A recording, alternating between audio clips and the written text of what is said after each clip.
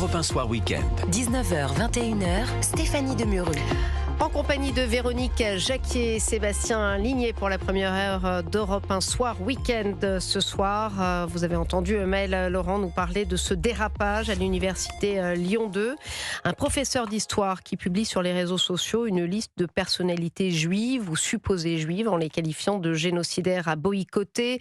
Alors les noms, je les ai, une vingtaine de noms des artistes. Charlotte Gainsbourg qui avait déjà été copieusement, on s'en souvient, critiquée.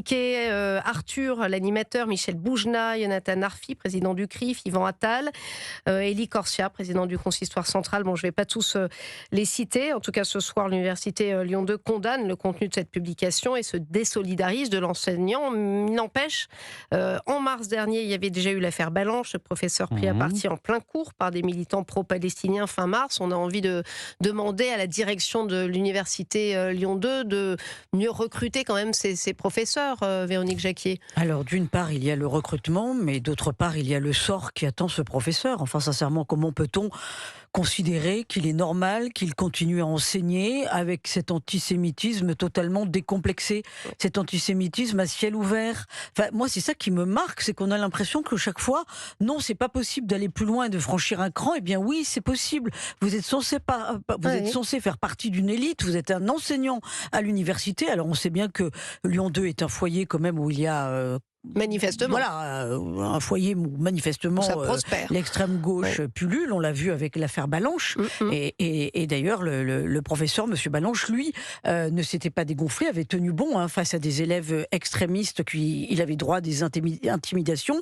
Là, ce sont des intimidations à l'envers. Ce sont des artistes qu'on cible, et c'est absolument abominable. Et moi, franchement, je trouve que le recteur de l'université devrait le convoquer et le mettre à pied, ou le suspendre.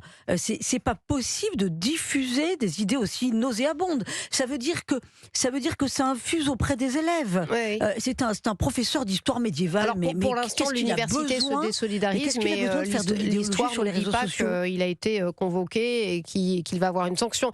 Alors tenez-vous bien, parce que ce professeur, en plus, persiste et signe. Julien Terry, c'est son nom.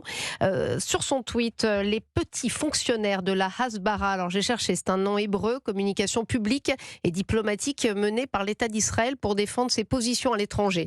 Voilà. Chasse en meute derrière la très mal nommée l'ICRA, en confondant bien sûr juifs et sionistes partisans du génocide en Palestine, confusion typiquement antisémite. Sébastien Ligné. Non, mais c'est l'inversion des sens assez classique. C'est-à-dire que c'est une partie de cette extrême gauche-là qui, très subtilement, joue sur la différence entre l'antisionisme et l'antisémitisme pour diffuser des idées antisémites. Et quand on met ce professeur et cette publication face aux faits, il nous inverse la situation. Il nous dit finalement, pas du tout, c'est vous qui reprochaient l'antisémitisme de ce tweet, qui en fait font un parallèle grossier entre l'antisionisme et l'antisémitisme. Tout ça est scandaleux, mais moi j'alerte quand même sur un vrai sujet, c'est qu'on le sait depuis maintenant plusieurs années, l'université française est devenue le laboratoire de l'antisémitisme le plus crasse qui existe. Et de l'islamo-gauchisme. De l'islamo-gauchisme, évidemment, qui ne concerne pas que les étudiants, et je pense que ce cas précis est important parce que ça montre bien que c'est un écosystème dans son entier. Il y a les étudiants, vous avez certains professeurs, vous avez certaines directions qui participent aussi à la diffusion de cette idéologie.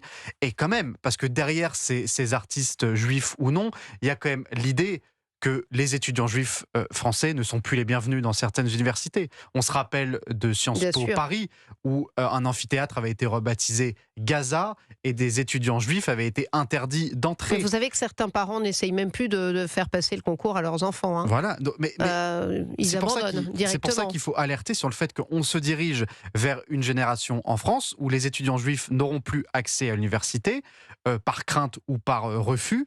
Mais surtout, derrière cela, il y a aussi le fait qu'on arrive de plus en plus, on a de plus en plus de mal à enseigner l'histoire de l'antisémitisme en France. Quand vous avez un sondage d'il y a quelques mois qui vous montre que 46% des 18-29 ans, donc concrètement, la tranche d'âge qui va à l'université, que chez les 18-29 ans, vous avez 46% des Français qui ne savent pas ce qu'est la Shoah.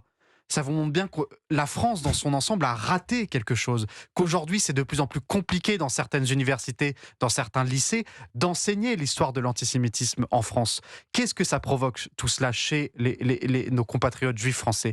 Ça provoque un sentiment de malaise et un sentiment de négation de leur identité, de se dire finalement, mais pourquoi on continue à rester en France si on n'est plus les bienvenus? Et donc ça explique en partie le fait que la demande de départ ou de retour vers Israël explose depuis le 7 octobre, parce que de plus en plus de juifs français ne se sentent plus en sécurité, ne se sentent plus bienvenus en France, donc ils partent.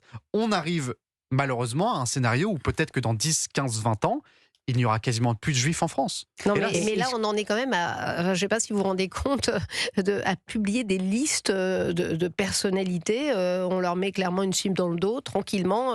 Moi, j'attends, je ne sais pas, que l'université fasse autre chose que se désolidariser. Simplement, ce professeur, comme vous le disiez, doit être traduit presque en justice. Le professeur doit être mis à pied, mais il y a aussi un sujet politique, parce que, comme le dit Sébastien Ligné, on a des étudiants qui vont renoncer à aller étudier à l'université. Mais c'est déjà le cas, Véronique. Parce qu'on leur fait comprendre qu'ils n'ont pas leur place, parce qu'il y a un écosystème effectivement qui les rejette. C'est un écosystème qui fabrique de la haine. Moi, je trouve que c'est quand même très dangereux.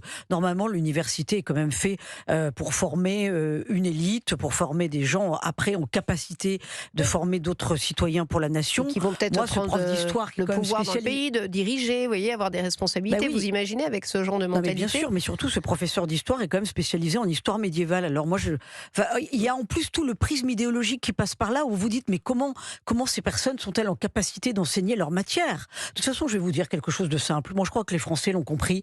Il y a de moins en moins de parents qui souhaitent pour leurs enfants qu'ils aillent à l'université, et vous voyez se mettre en place tout un système parallèle d'écoles privées qui recrutent d'ailleurs hors Parcoursup, tout simplement pour éviter tout ce dont on est en train de parler, parce qu'on voit bien que l'université française se casse la figure et qu'elle n'est absolument plus recommandable. J'avais une petite jeune fille que je connaissais qui a préféré aller à l'Institut catholique de Paris plutôt que de tenter le concours de Sciences Po.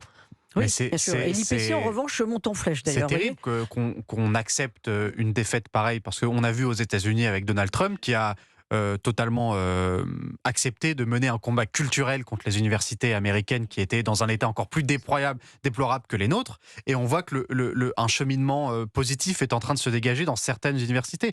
Donc je pense qu'il ne faut pas abandonner. L'université française, c'est quand même un rayonnement international sur la France. Vous avez des dizaines de milliers d'étudiants étrangers qui viennent étudier en France dans ces universités. Imaginez l'image qu'on renvoie auprès de ces étrangers qui ensuite, pour la plupart, repartent dans leur pays. Imaginez ce qu'ils racontent quand ils reviennent à leur pays de la France. Ils disent, alors attention, parce que dans les classements, l'université française est plus très bien cotée. Paris-Dauphine, par exemple, est très bien classé. Oui, Paris-Dauphine, Est-ce que vous vous souvenez, parallèlement, Véronique, on avait évoqué ici le cas de Pierre Gentillet, qui est avocat, qui s'est retrouvé avec des listes d'étudiants pour demander son exclusion de Paris-Sorbonne sous prétexte qu'il était encarté au Rassemblement national. Exactement. Alors ça, c'est sûr que là, on les entend, les étudiants, dans ce sens-là.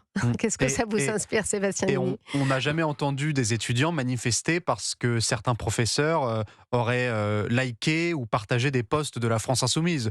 Il doit y en avoir un certain nombre au sein de l'université qui partagent certaines valeurs avec la France Insoumise. C'est pour ça, encore une fois, que c'est important de rappeler que c'est un écosystème qui s'auto-entretient, qui s'auto-défend. Parce que si la direction ne suspend pas ou ne licencie pas ce professeur, quel message vous envoyez aux étudiants? Mais vous croyez vraiment qu'il va se faire licencier? Évidemment que non. Mais c'est évidemment pour ça que cet écosystème, il est tenace, il est verrouillé, il est cadenassé. Parce que là, c'est un blanc-seing que vous envoyez, c'est le feu vert que vous envoyez à tous les étudiants. Mais le ministre de l'enseignement supérieur devrait s'en emparer surtout. Non, mais parce que si cet enseignant peut faire une liste et ne pas être suspendu, mais le message que vous envoyez aux étudiants, c'est mais on peut faire pareil. On peut faire pareil si notre direction accepte de le faire. Mais c'est le feu vert. Et le problème, c'est imaginez ce qu'il se dit dans certains amphithéâtres de Lyon 2, parce que là, on parle d'une affaire avec un poste public. Mais imaginez ce qui se passe quand les classes sont fermées, qu'il n'y a pas de téléphone qui filme, etc. Mais imaginez les horreurs qu'on raconte. Comment on enseigne l'histoire d'Israël, par exemple. Comment on enseigne l'histoire de l'antisémitisme. Souvenez-vous, ce rassemblement, c'était à Paris d'étudiants qui n'ont pas condamné le 7 octobre. dans une université parisienne. Je crois que c'était Panthéon-Sorbonne, me semble-t-il. On va peut-être me corriger si c'est pas ça. C'est qu'il faudrait qu'il y ait vraiment un combat politique de la part du gouvernement. D'ailleurs, on aimerait bien entendre le ministre de l'Enseignement supérieur sur une telle affaire. Il y a un impensé, c'est qu'il faudrait vraiment faire de l'antisémitisme une grande cause nationale et que ça infuse ensuite dans tous les pans de la société, y compris à l'université. Enfin là, on a l'impression qu'on a des ministres qui sont les bras croisés. Ce n'est pas possible. Et qui ne sont plus maîtres. On a l'impression que l'université française est presque indépendant, autonome, qu'on n'a pas le droit d'y toucher, que le politique n'a même pas le droit de mettre un pied dans l'université. C'est comme si c'était une église ou un lieu. C'est-à-dire qu'il y a une ambivalence, parce que c'est vrai qu'il y a une autonomie, évidemment, de la dispensation des savoirs. Pédagogique. Voilà, une autonomie pédagogique. Mais il y a quand même des comptes à rendre quand vous avez des dérapages pareils, me semble-t-il.